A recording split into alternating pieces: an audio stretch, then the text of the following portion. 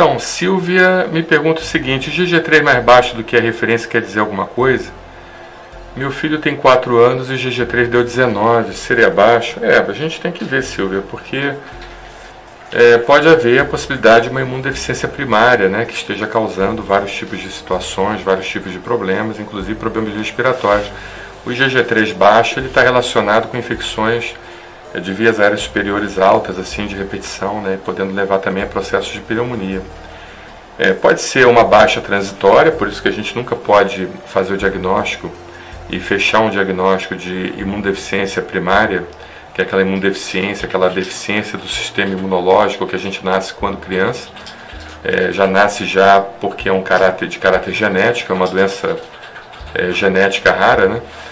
A gente não pode fechar o diagnóstico assim, a gente precisa pedir outras titulagens, outras formas de dosagem da GG3 para poder então confirmar se o paciente tem uma baixa realmente de GG3 ou não.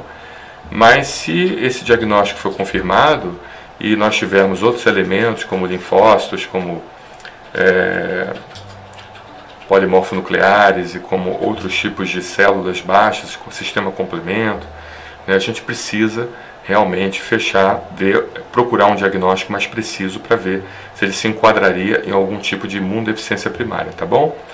Mas Silvia, o GG3 baixo, ele diz realmente uma possibilidade do seu filho estar desenvolvendo mais infecções. Agora tem muita gente também que tem GG3 baixo e não necessariamente tem nada, né? Isso é importante a gente dizer.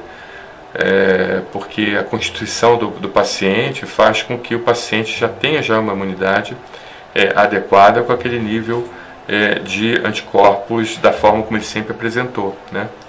Então é importante a gente também ver isso. Por isso que é sempre sempre crucial, é sempre de extrema necessidade nós avaliarmos em paralelo a condição clínica do paciente, quais são os sintomas, os sinais, o que ele apresenta, quais são as queixas com os exames laboratoriais. Exame laboratorial sozinho não faz diagnóstico, né? Eu já peguei muita gente aí com leucopenia importante. O que é uma leucopenia? Leucopenia é quando você tem uma diminuição dos leucócitos, né? Você tem baixa esses leucócitos e o paciente nunca teve nada, né? Sempre viveu a vida bem, tem 60, 70 anos de idade, sempre teve aquele quadro de leucopenia, porque os leucócitos, eles naquele quantitativo já conseguiram se adaptar para defender o paciente adequadamente. Então, a gente não pode olhar um exame e dizer que aquele exame significa uma doença, né?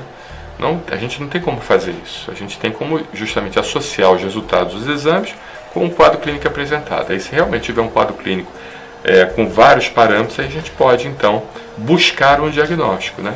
Sempre lembrando que a forma de você fazer o diagnóstico tem que ter muita responsabilidade para isso, né? Então você acaba intitulando um paciente com um determinado diagnóstico e aquele paciente vive a vida inteira achando que tem aquele problema e não tem, né? Tá bom? Então, Silvia, o que eu recomendo que você faça? Se tiver alguma dúvida nesse período, a gente tem a nossa telemedicina 21 99374 2042. Entre em contato com um dos nossos médicos, a gente vai ter o maior prazer em poder respondê-lo.